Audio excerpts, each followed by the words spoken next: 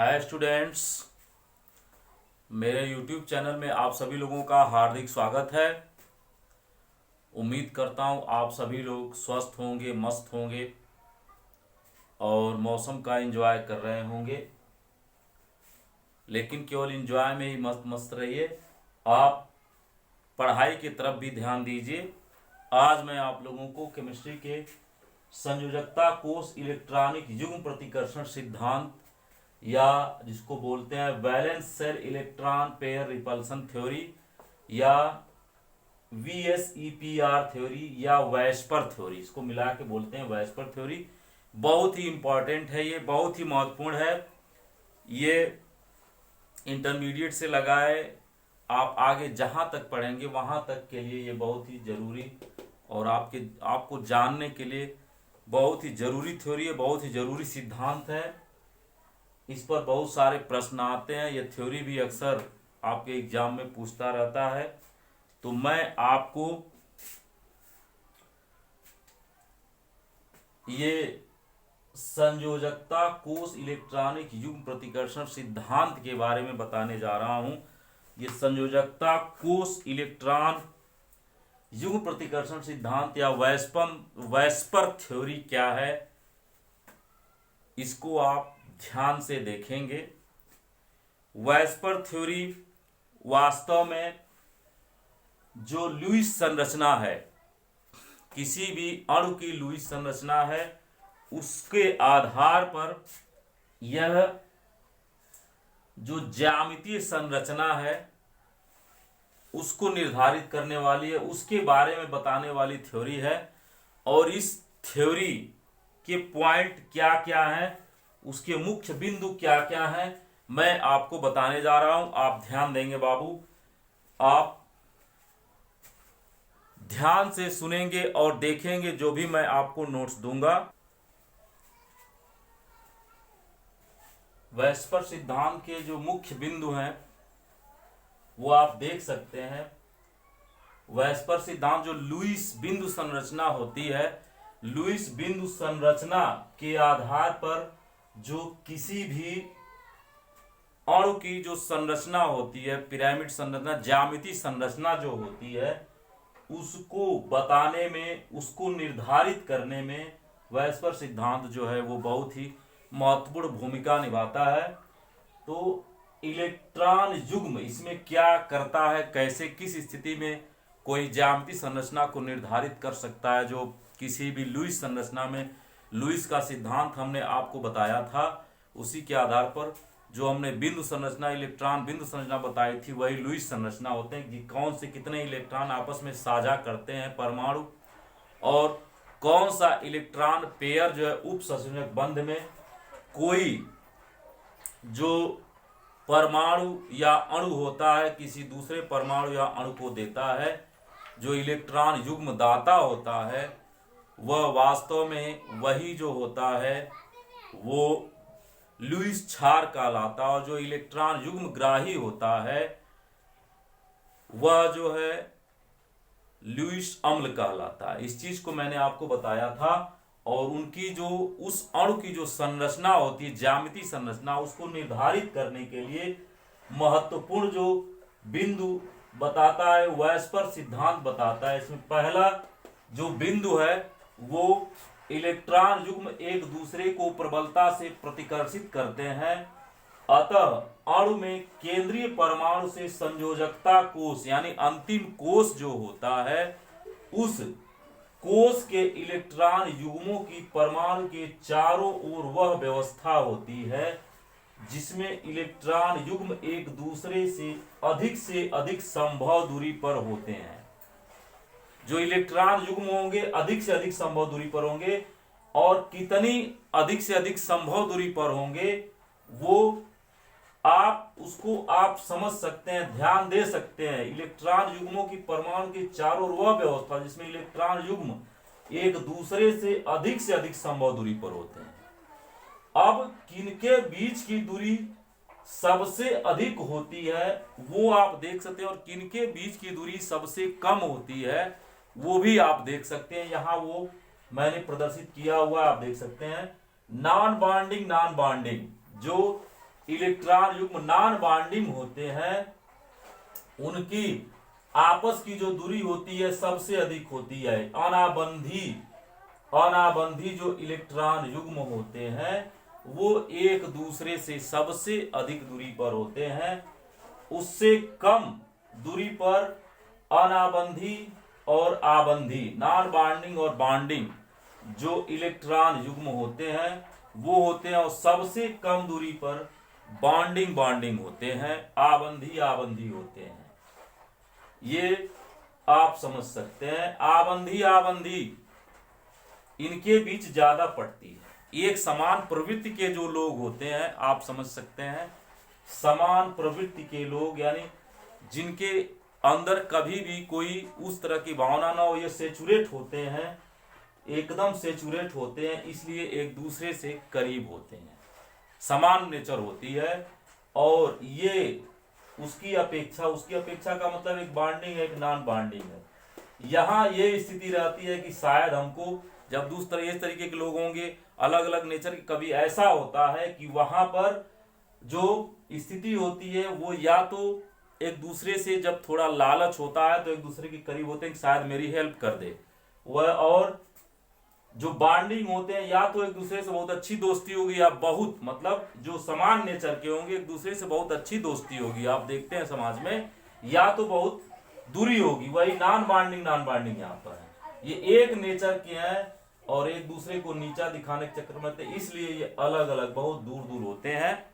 और यहाँ देख सकते हैं आप NH3 की जो संरचना है अमोनिया की, अमोनिया में मैंने आपको पिछली क्लास में बताया था, एक जो होता है ये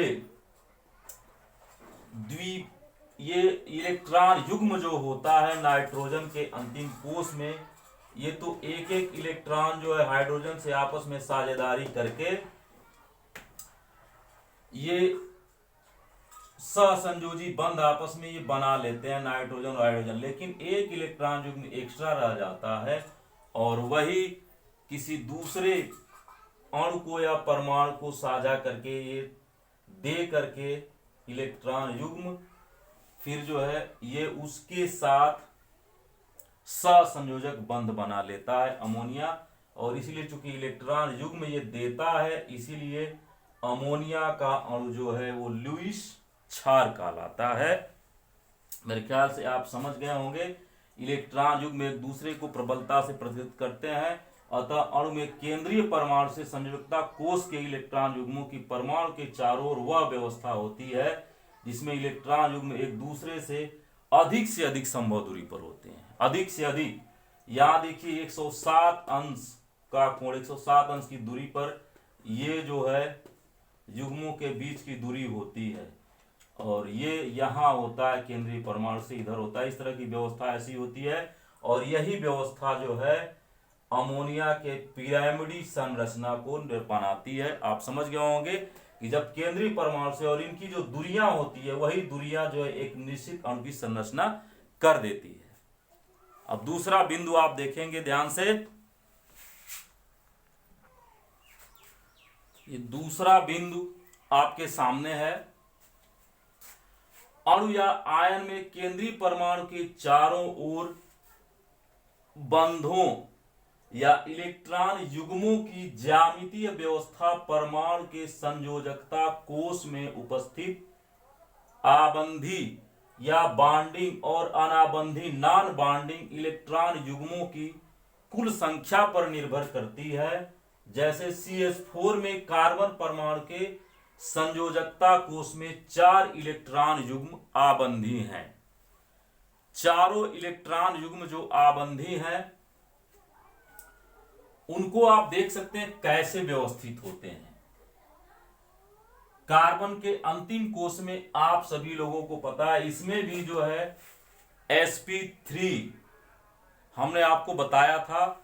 जब आप मेरी पिछली क्लास आप देख सकते हैं संकरण की, संकरण आपको समझ में आ जाएगा। CH4 में sp3 संकरण होता है। sp3 संकरण में कार्बन के अंतिम कोष में 4 इलेक्ट्रॉन होते हैं और ये चारों इलेक्ट्रॉन की जो है आपस में साझेदारी हाइड्रोजन से कार्बन कर लेता है, एकल बंध बनता है आपस में ऐसे, एक हाइड्रोजन का एक कार्बन का, ये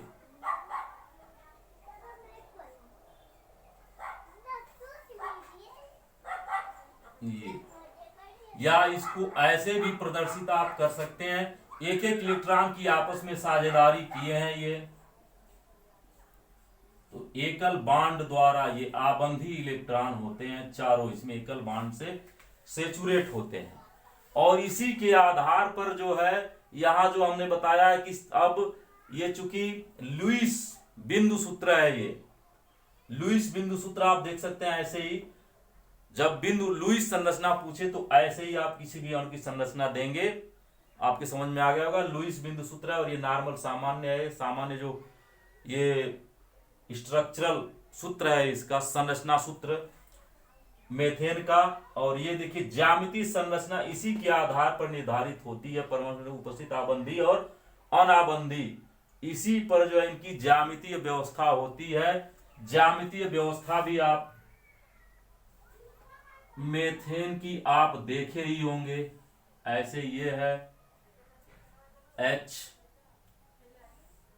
एक H हाइड्रोजन परमाणु जो एकल बंध यहां जुड़ा होता है और एक एकल बंध यहां है और एक जो है यहां है, ये ऐसे।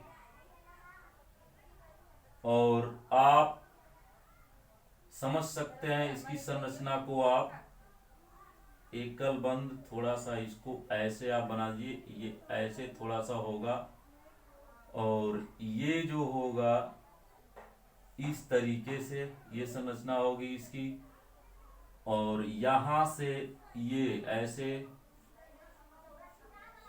पिरामिडीय संरचना इसकी होती है।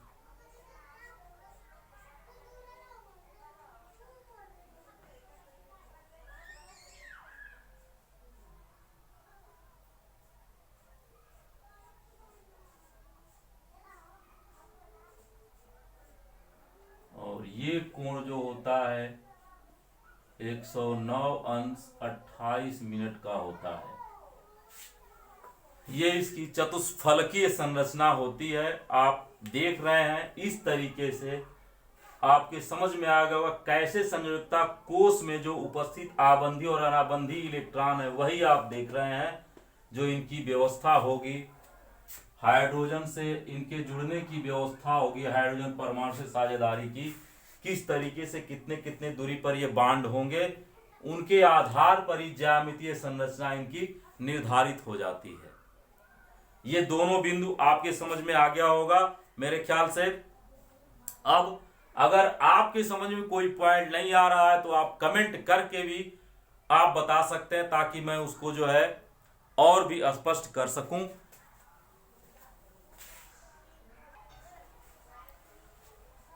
तीसरा पॉइंट आप समझ सकते हैं, लुईस संरचना से किसी अणु या आयन की आकृति का अनुमान करने में केंद्रीय परमाणु पर स्थित द्विबंध व त्रिक बंध को भी एकल बंध ही मानते हैं, क्योंकि अणु की आकृति सिग्मा बंधों की व्यवस्था द्वारा निर्धारित होती है, पाई बंधों द्वारा नहीं। पाई बंध आपको हमने बताया था कि जब जो बांड कक्षक या ऑर्बिटल जो होते हैं वो साइड में पार्श्व से जब जुड़ते हैं, ऐसे ये पार्श्व से जुड़ते हैं तब पाई बॉन्ड बनता है। जब पार्श्व से जुड़ेंगे कक्षक तब, और सिग्मा बॉन्ड तब बनता है जबकि कोई भी कक्षक होगा आपस में एक्सिस पर अक्ष पर मिलेगा, यानी एक सीधी लाइन बनेगी। ये भी अगर पी कक्षक आपस में मिल रहे हैं तो एक्सिस पर जुड़ेंगे, तभी कोई लाइन निर्धारित हो सकती है और उसके आधार पर हम किसी भी अणु की ज्यामितीय संरचना बना सकते हैं। इसलिए ये डबल बॉन्ड को भी हम सिंगल बॉन्ड की तरह से ही मानते हैं उसी तरीके से ही मानेंगे, तभी जो है संरचना हमको मिल सकती है कोई। अगर CO2 की संरचना हम देखें तो ऐसे ही होगा। कार्बन के लास्ट के जो 4 जो इलेक्ट्रॉन होते हैं, ऑक्सीजन के अंत में जो 6 इलेक्ट्रॉन होते हैं, अष्टक के लिए ये आपस में 2-2 इलेक्ट्रॉन की साझेदारी कर लेते हैं और ये कार्बन डाइऑक्साइड का निर्माण हो जाता है ऐसे।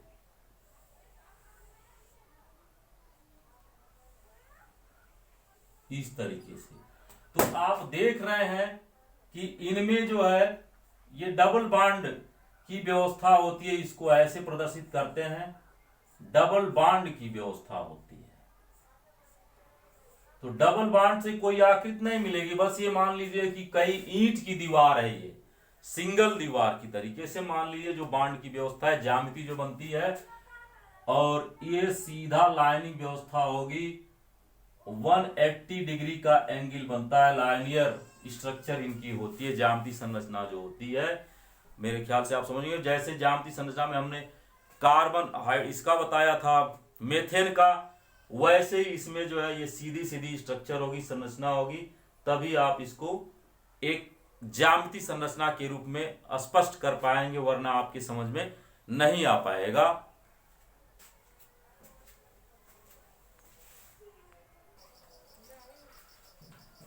वेस्पर थ्योरी का उपयोग अगर आप करें तो लुईस संरचना के आधार पर जो आकृति संकरण के ढंग द्वारा जो अनुमान कर सकते हैं, उनको 2 भागों में सुविधा के आधार पर आप बांट सकते हैं। उन्हीं के आधार पर जो है ज्यामितीय संरचना किसी भी अणु या आयन की आप प्राप्त कर सकते हैं। और 2 भाग वो कौन कौन से हैं? पहला भाग है संयोजी कोष में केवल आबंधी इलेक्ट्रॉन युग्म वाले अणु या आयन। दूसरा पार्ट है संयोजी कोष में बॉन्डिंग और नॉन बॉन्डिंग इलेक्ट्रॉन युग्म वाले अणु या आयन। तो पहले पार्ट को हम देखते हैं, संयोजी कोष में केवल आबंधी इलेक्ट्रॉन युग्म वाले अणु या आयन। अभी मैंने आपको उदाहरण जो दिया है मेथेन का, उसके आधार पर आप समझ सकते हैं इस प्रकार के अणुओं या आयनों की आकृति जो होती है वो सिग्मा बॉन्ड, जो सिग्मा बॉन्ड होता है, सिग्मा बॉन्ड की संख्या और उसकी आकाशीय व्यवस्था पर निर्भर करती है। ये आप समझ सकते हैं। पहले पार्ट को इस प्रकार आप लिख सकते हैं, इस प्रकार के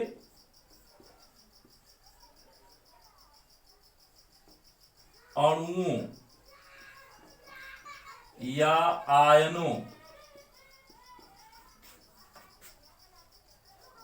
की ज्यामितीय संरचना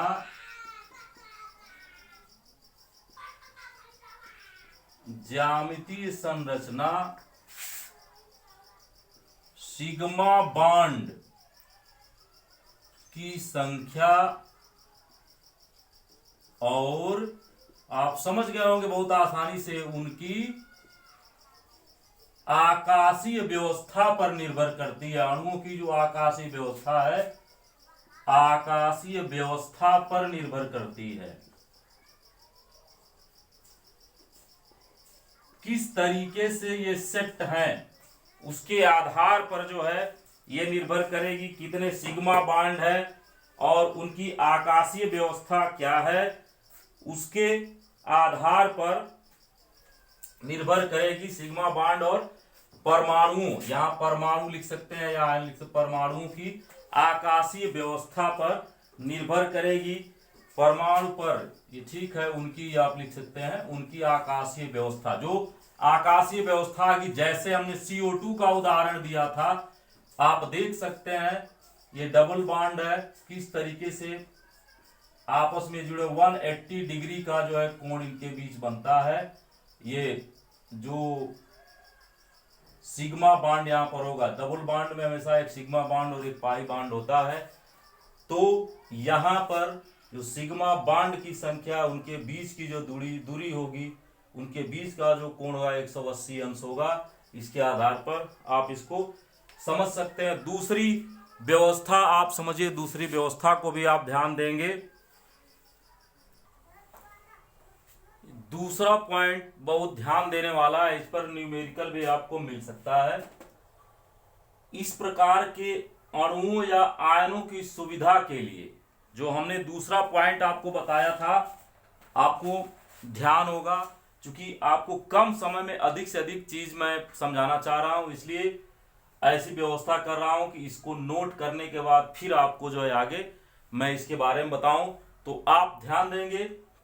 दूसरा पॉइंट मैंने आपको बताया था, दूसरे पॉइंट में यह था कि इस प्रकार के अणुओं या आयनों की आकृति या वो तो पहला पॉइंट था। दूसरा पॉइंट, संयोजी कोष में बॉन्डिंग और नॉन बॉन्डिंग वाले अणु या नॉन बॉन्डिंग इलेक्ट्रॉन युग्म वाले अणु या आयन होते हैं।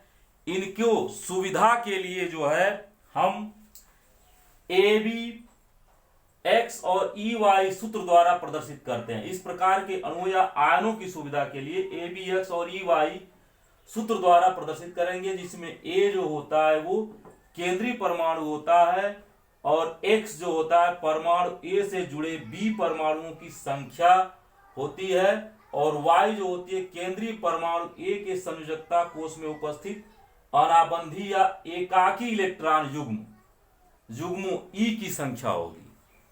आप ध्यान देंगे वो तभी आपके समझ में आएगा कैसे जो भी इस सूत्र से संबंधित जिसका भी सूत्र होगा, आप समझ जाएंगे कि वह किस तरीके का जो है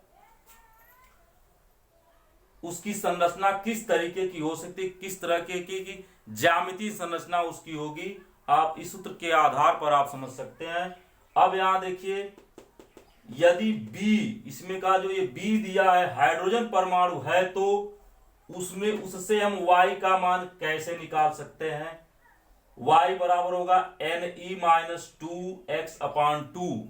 और अगर अन्य परमाणु है, यदि B के जगह पर हाइड्रोजन के अलावा कोई दूसरा परमाणु है, तो Y का मान क्या होगा, तब अन्य परमाणु होने पर Ne-8x/2। Ne यहां पर क्या है, संयोजी कोष के इलेक्ट्रॉनों की कुल संख्या है। इसके आधार पर आपको सवाल मैं समझा रहा हूं, उसको आप ध्यान देंगे।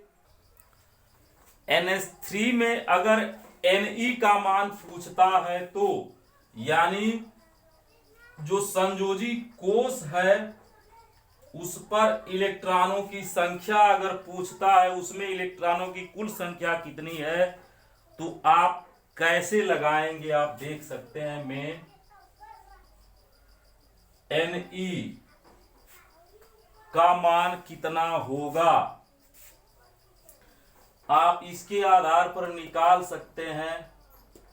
इसमें नाइट्रोजन के पास, इसमें आपको नाइट्रोजन में कितने परमाणु हो, नाइट्रोजन के अंतिम कोष में कितने इलेक्ट्रॉन होंगे उसको आप देखेंगे। नाइट्रोजन के अंतिम कोष में आप जानते ही हैं कि 5 इलेक्ट्रॉन होते हैं, और ये इसका मान निकालना है।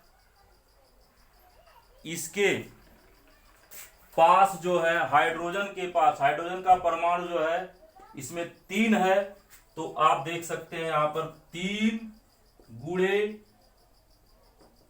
हाइड्रोजन के कोष में 1 इलेक्ट्रॉन होते हैं, तो वही हो जाएगा इलेक्ट्रॉनों की संख्या इसमें हो जाएगी जो 5 और 3 8, टोटल जो है इसमें होंगे 8 आबंधी इलेक्ट्रॉन होंगे। इलेक्ट्रॉन युग्म, आबंधी इलेक्ट्रॉन युग्म Ne जो है ये आबंधी संयोजी कोष के इलेक्ट्रॉनों की कुल संख्या, यानी नाइट्रोजन और हाइड्रोजन के अणु अमोनिया में मिलकर कितने इलेक्ट्रॉन युग्म बनाए आप समझ सकते हैं। नाइट्रोजन के 5 इलेक्ट्रॉन और हाइड्रोजन के 3 इलेक्ट्रॉन जो है यही आपस में मिले तभी इनका अष्टक पूरा हुआ है।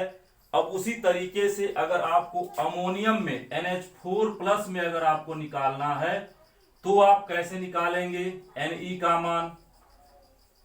इसमें नाइट्रोजन का 5 हो जाएगा, और आप यहां देख सकते हैं +4 × 1, और चूंकि +1 एक इलेक्ट्रॉन जो है ये त्याग दिया है तो -1 हो जाएगा।